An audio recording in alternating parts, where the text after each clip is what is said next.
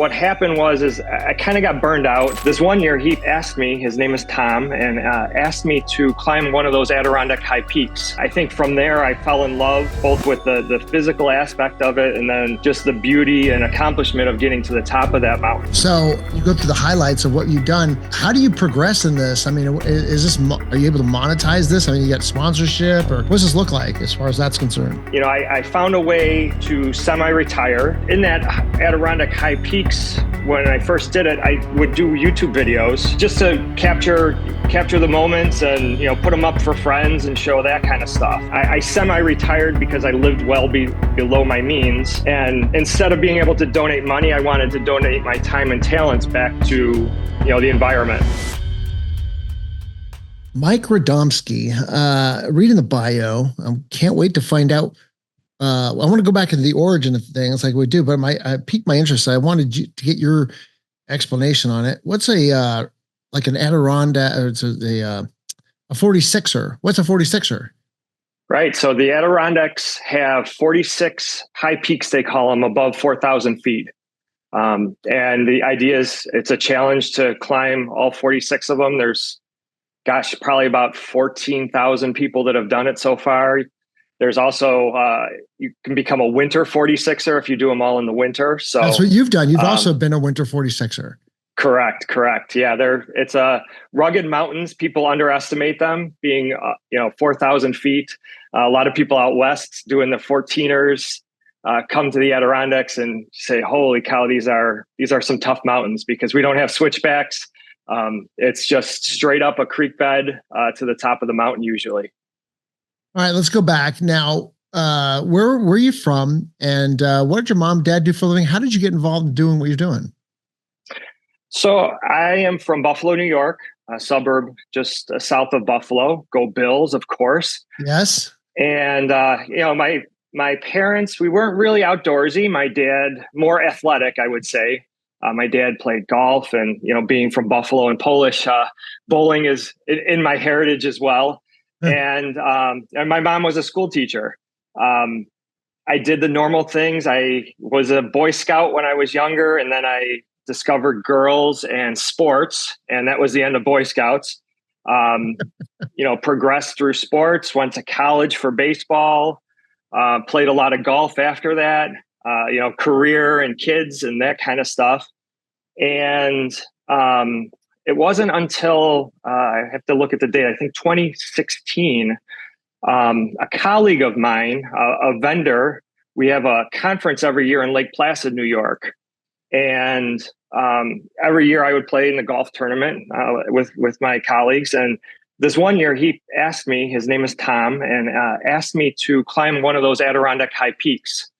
And at that time, I didn't even know what a high peak was, but I said, sure, I'll climb a mountain with you. And I think from there, I fell in love both with the physical aspect of it and then just the beauty and accomplishment of getting to the top of that mountain. That week we probably climbed 5 or 6 more mountains. My adventures with Tom have escalated since then, and we've become very good friends. And it was his tapping me on the shoulder and asking me to do something like that kind of started this whole side career in motion. So what was that first year? What was some of the highlights that you did? What peaks did you go on?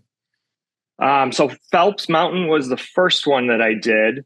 And then we did several after that. I always keep, you have to to become a 46er, you got to keep a list of them. We climbed, I think, 3 or 4 more that week. And then, like I said, we started planning because Tom was finishing up his winter 46er at the time. So we kind of decided which mountains we were going to climb. So most of my original 46ers were in the winter. So then we kind of worked on trying to finish our winter 46er together because we had different mountains to do. And, I had to go back and do a whole bunch of them that he had already done. So it was a great experience to finish the 46er and then the winter 46er with a friend. So. Weren't you the physicality of that? Starting off as such a succession, how were you able to accomplish that? Weren't you tired after the fourth? Yeah, it was hard. Um, I totally underestimated it. I was in sneakers, and I think I had a few water bottles. And it's hard to climb a mountain, but the more I did it, the more I loved it, and the more I trained for it. I kind of shifted the way, from being an athlete to being now a hiker. Training was a little bit different, and the more you hike, the better you get at it, and the more it's both physical and mental, because those are there's some long hikes in there. What year was that you started? That was 2016 is when I first started. Yeah, or I'm sorry, 2014. Wow. So now, since then, you go through the highlights of what you've done. How do you progress in this? I mean, is this? Are you able to monetize this? I mean, you got sponsorship, or what does this look like as far as that's concerned? Well, it kind of shifted from there. I think my mindset changed, and long story short, I was progressing in my career as well. And what happened is I kind of got burned out. I was in, management, and really was looking for a way to spend more time outside. I have a couple of sons, and, they were getting older. So I wanted to spend more time with them before they were off to college, and they don't want to hang out with dad anymore. And, I found a way to semi-retire. And what happened was, I still work 2 days a week, which has allowed me a lot of time to do a lot of different adventures, and start a lot of different things. And in that Adirondack High Peaks, when I first did it, I would do YouTube videos, just to capture the moments, and put them up for friends and show that kind of stuff. And as I got more and more into the outdoors, and had a lot of time on my hands, there was this thing called the Allegheny 18, which is there's a state park called Allegheny State Park in New York State, and they did this challenge where they had 18 of the original trails, and they gave you a map and a description of those trails, and you had to go to those trails. Each trail had like a golden marker on it. You took a rubbing or a selfie at the marker.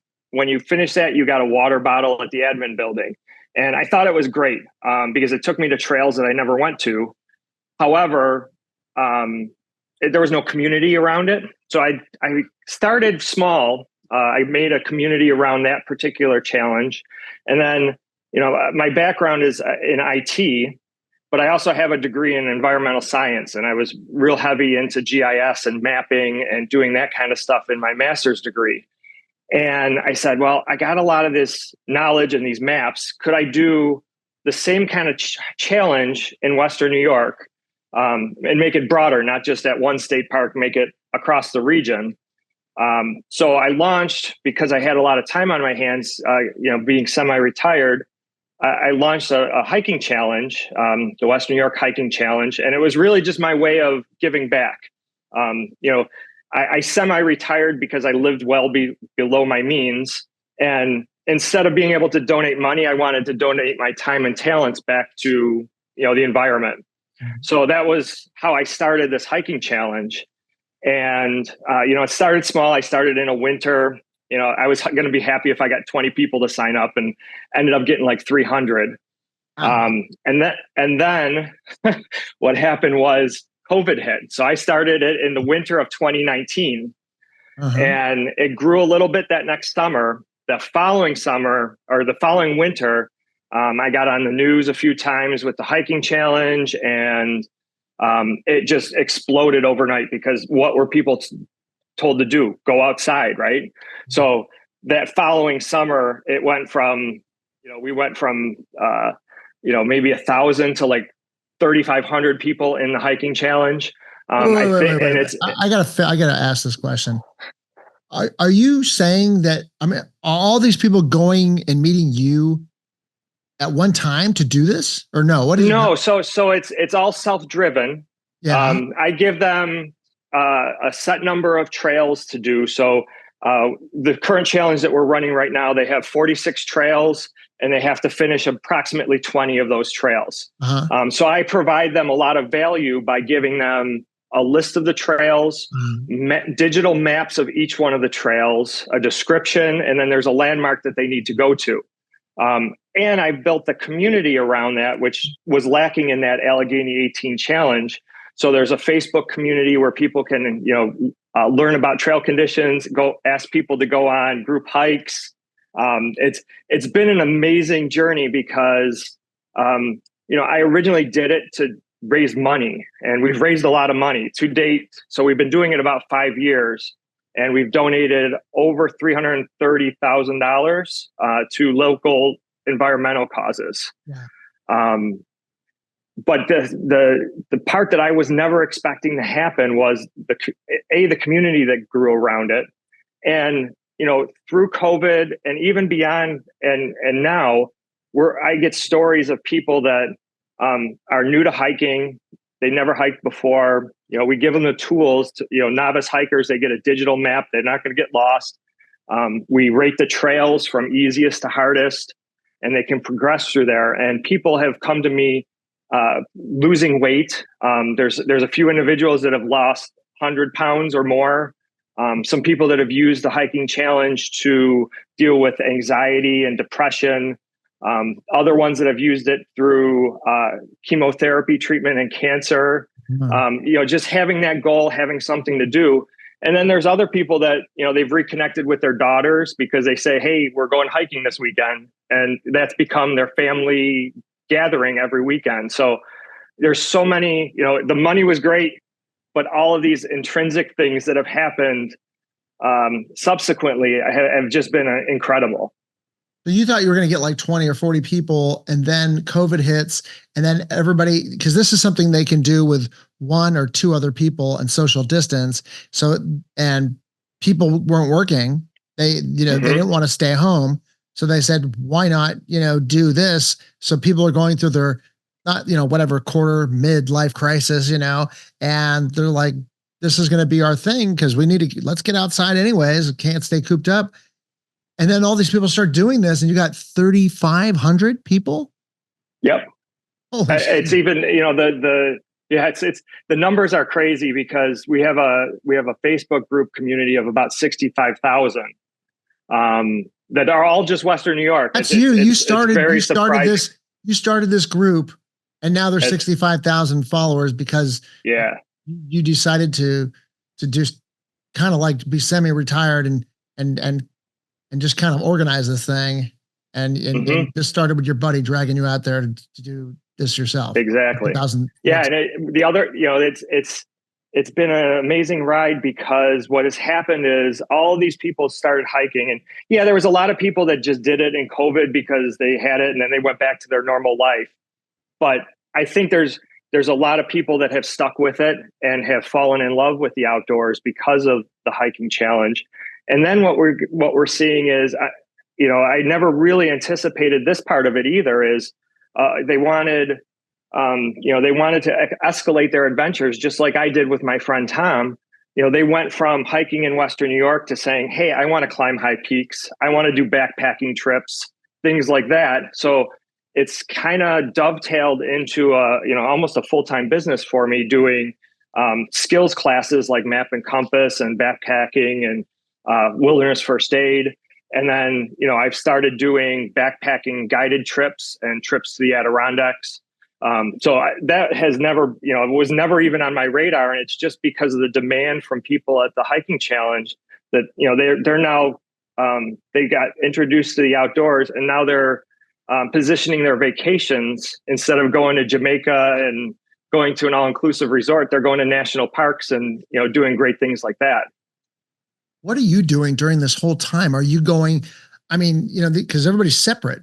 Were you able to meet up with some people still, and kind of like guide, like you're leading them, or what does that look like? Yeah, I still do guided hikes. Even during COVID, we did guided hikes. My kids won't hike with me anymore locally because I've become quite popular and everybody wants to take a picture, and they see, oh my God, Mike's on the trail. So, That's cool. we do the guided hikes. It was great during COVID because that's what people wanted to do, and it was safe to do that. And it hasn't stopped. We've changed up the challenge, tried to keep it fresh every year. We moved to a new app this year. Because prior to that, it was, with my IT background, I was able to build stuff in the background, but it became very apparent to me that I don't scale if I do that. So we've moved to a new app and a new format, and it's kind of made it, some fun challenges, not just hiking, where we've got other stuff that people can do. And we've also, last year or the year before, we added a component of stewardship to the hiking challenge. So some of the challenges that people have to do, it's not only they go on the trail and find the landmark, they get points if they pick up trash. They get points if they do a trail maintenance day, if they do any kind of citizen science, donate to any of the partner organizations that we work with, or just attend one of the partner organizations classes, whether it's on birding or hiking, it doesn't matter. They get points for doing that. So it's building the partnerships with some of these nonprofit organizations that do great work in our area, that they're seeing their membership increase because their services are being consumed by people in the hiking challenge. Yeah, you've gamified them to be, environmentally, conscious, and that's great. And so, where are you at today with all this? Like, what have you built this into? What does it look like today? So today, actually, we just launched a challenge today. So we're doing annually about 4 or 5 challenges. We do a winter challenge in the Western New York region, and also the Finger Lakes region, which is kind of the central part of New York State. Mm-hmm. We do a birding challenge with Buffalo Audubon. So it works the same way. It's different challenges to find different birds. We do a spring and a winter birding challenge. And the one we just launched today, this is our 3rd annual that we're doing here, is we actually do an urban treks challenge, which is a bunch of the Buffalo Olmsted parks within the city of Buffalo. So it gets some people to places in the city of Buffalo that has a lot of rich history that they wouldn't normally go to. So do you teach, you had to survive the 1990s of the Buffalo Bills. Do you teach survival skills while you're out there on the trail? I'm not much of a survivalist. I'm more of a preparedness person. I do the backpacking class, map and compass. We do a few other ones. We do a high peaks class, more to around planning and making sure that you're prepared, and then you have the skills to actually get you out of those situations. I'm not a bushcraft guy or a emergency shelter. I'd rather be prepared as I go into the backcountry and make sure people are prepared. Is the big one the Appalachians? Is that the big the one that people are attracted to? What's the sweet spot that most people want to say, I want to do that? I don't know. There's some people, each person has a different drive, I think. The long trails like the Appalachian Trail, the Pacific Crest Trail. Then there's, different mountains, whether it's in the Adirondacks or the White Mountains or in Colorado, there's lots of different mountains to do. For me, I like the variety. I kind of got into guiding as a whitewater raft guide because I didn't know if I liked the activities or I liked doing them with people. And, I've found out that I really enjoy the activities with people beyond anything else, which is, I do the YouTube channel to supplement some of the stuff that I do. So I can put some classes out there more to, support the hiking challenge or just record my stuff. But for me, even though I have a pretty big following on YouTube, I don't get as much satisfaction out of it because I don't have the connection with people. I feel like if I wasn't on YouTube, nobody would care. But, if I'm not guiding these hikes, I would have some people ask me, hey, Mike, what's wrong kind of thing. So I really enjoy the connection with people. But for me, I like variety. I don't think I would ever I won't say never, because I've said never a few times in my life and have regretted it. So, the Appalachian Trail, although I would consider doing it, I would rather do 15 different adventures throughout the country as opposed to spending, 3 or 4 months just doing that one thing. Right. Yeah. It's a different type of whole vibe. I've had a couple people on the show that have done the John Muir Trail, and that's one guy. He wrote a book on it. You probably know who I'm talking about, and it says it takes a long trek, and also there's a whole community. It's like an interesting community of like they'll see the same people. It's like there's and then there's posts and there's supportive groups. It's a whole subculture, So what's the long-term plan that you have?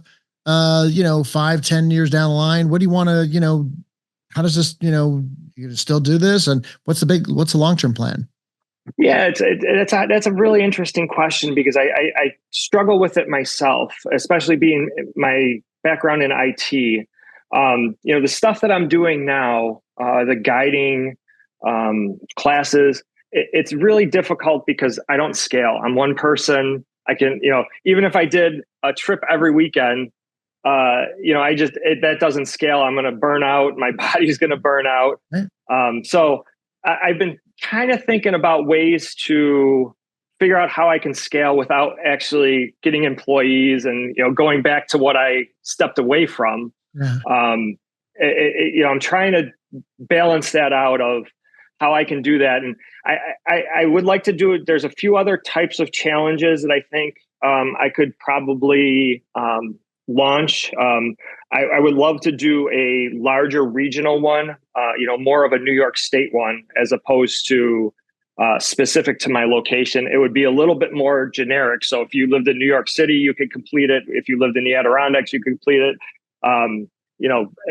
Different places within New York. I think the model of the hiking challenge works just about anywhere, but it's not about the platform or the information that you give. Even if you give quality information, it's about community building.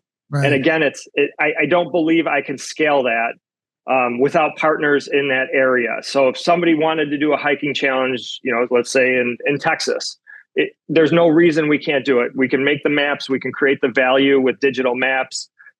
We can get locations, but there has to be somebody in Texas that says, they are the focal point. They're the ones that are driving the community building around it, because that's really where the strength of the hiking challenge has come in. Right. That's an interesting concept. And I don't know if this is what you've kind of done, but in order to, some people that want to try to scale low maintenance, they'll create the video library, program. Yours would be interesting because it's like, okay, so let's say it's the winter 46, whatever it is, or it's like, you that's a whole video series to where you would have to go on that. Maybe you're the guy, you're the star, right? So you would film all that, and that chapter 1 to like chapter, 105, but then it's like, here we are here. This is this is where we go here. And then it's like chapters, and then they can interact with, say, with other people. Say, I'm on this part of the program, but they would have to buy in on that. And then there's a whole interactive way you could do that. That's pretty fascinating. Are you kind of tapping into that a little bit? Is that where you're going with your video content? Kind of like you would have to do all this at one time, but once you do it, then that's set. But then you'd have to parse out that content, and it would be chapters of them learning as they're going along. Right. Yeah. And I don't know. I've struggled with that part is how can I use the platform? How can I use, my knowledge, and reach more people with that. And it's, obviously YouTube scales infinitely. I during COVID, that was kind of my project, was to learn YouTube, learn video editing, because it's more than just editing and making a video. It's, you have to get the thumbnail right and the description right and do all that kind of stuff. So I think YouTube could be a platform for things like that. I put a lot of my classes out there for free. Yeah. But I think, it's a fine balance between, like I said, connecting with people and then just, digital content. For me, I'd rather be outside. Right. This is interesting. You've been through so many scenarios and so many treks. What are some of the highlights? I always like to ask somebody that's done a lot of, a clip of a lot of these things. What are some of the weird, interesting, intriguing things that have happened along your travels and what you do? So one of my highlights just happened. I did a Grand Canyon rafting trip. That was definitely an experience.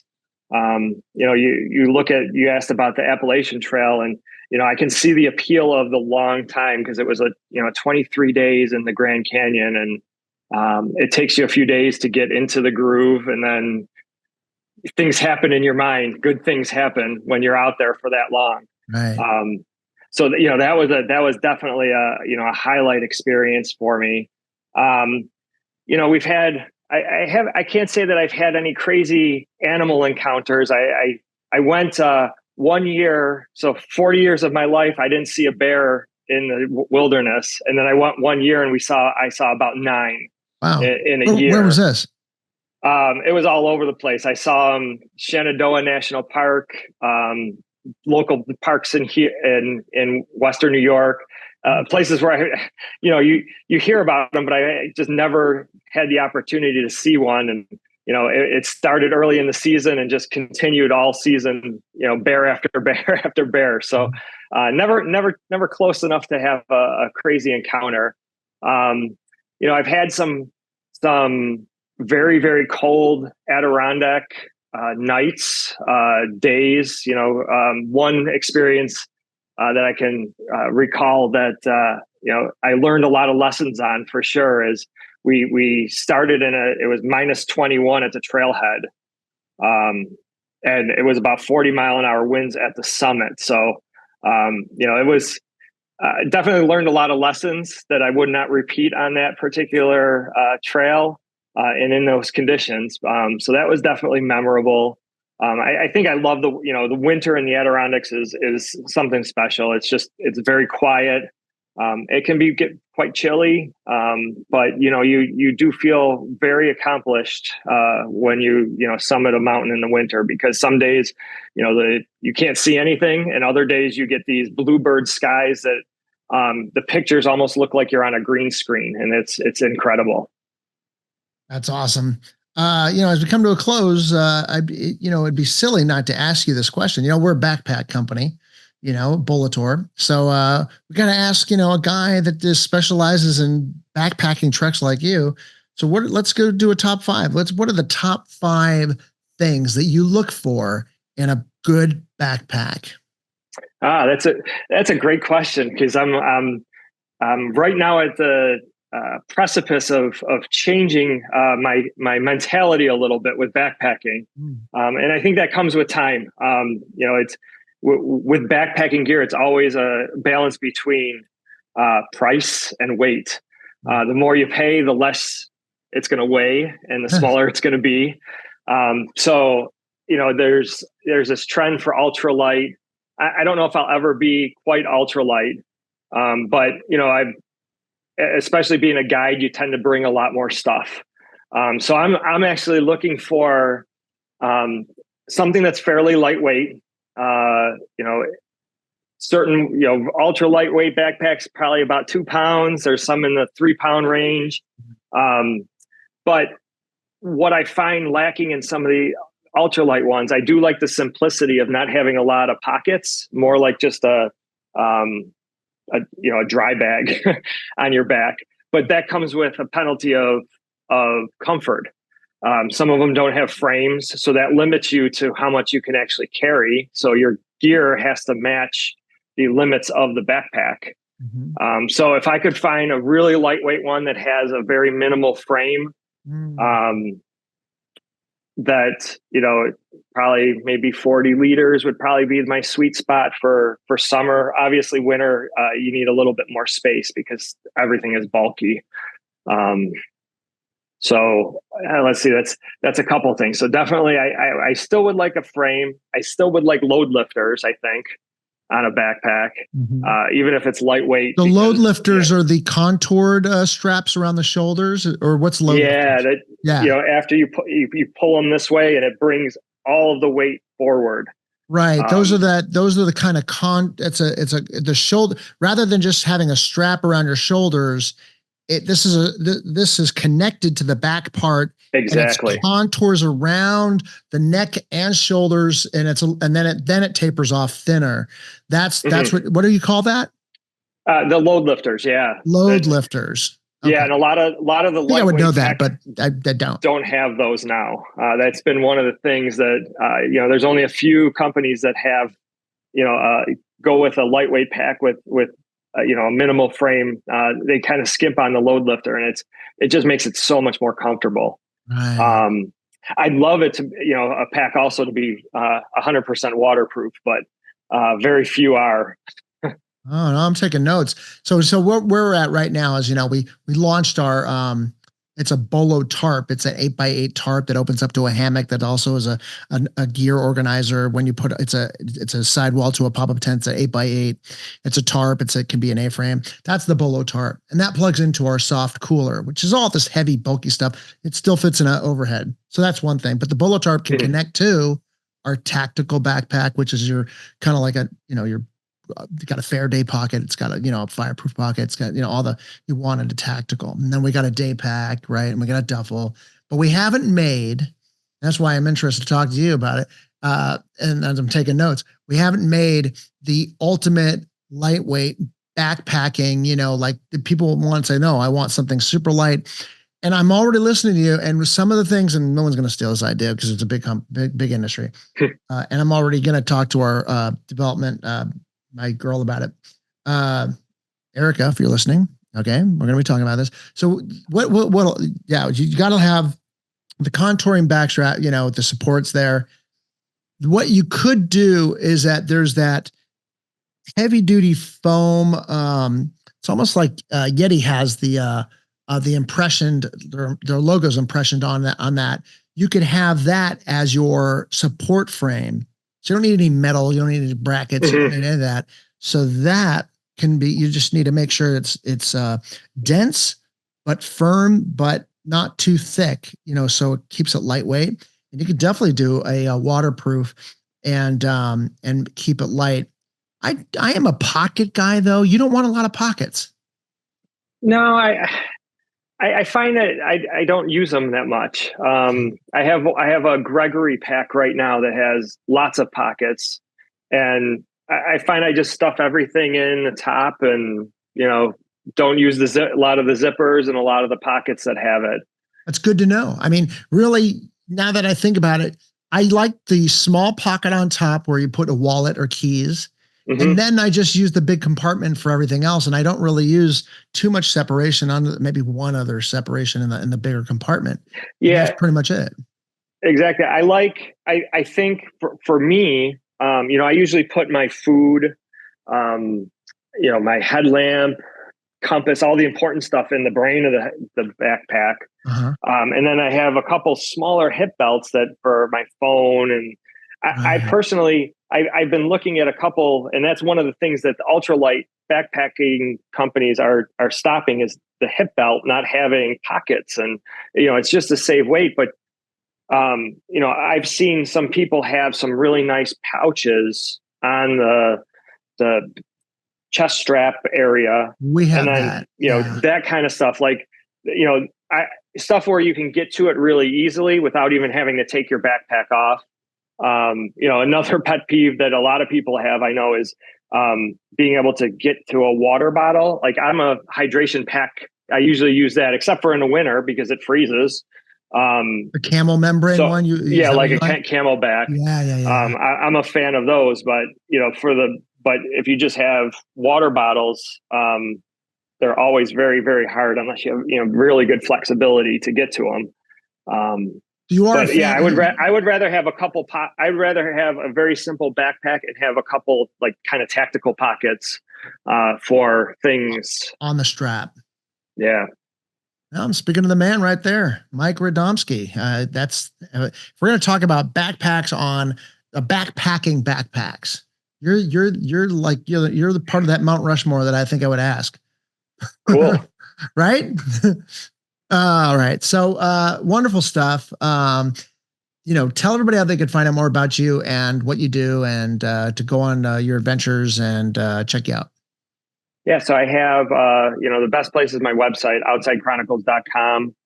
You can see the challenges, you can see our events and guided trips, things like that on that webpage. And then I also have my YouTube is Outside Chronicles, and Instagram and Facebook Outside Chronicles. And then if you're in the Western New York area, we have the Hike Western New York Facebook group. That's the large, about 60,000 people in that group. And, any of the hiking challenges, are linked in my page. So, if you're interested, if you're in the area, you can do any of the hiking challenges or birding challenges. If you want a hiking challenge in your area, look me up. I'd love to be able to, expand to different areas with somebody that has a lot of excitement in that area. That's awesome. Hey, great stuff. Thank you so much for sharing. Okay. Thank you. Thanks for joining us. Gear up for your next adventure and head over to bolotour.com to check out the amazing Bolo Pack and their other innovative outdoor gear. Catch you next time.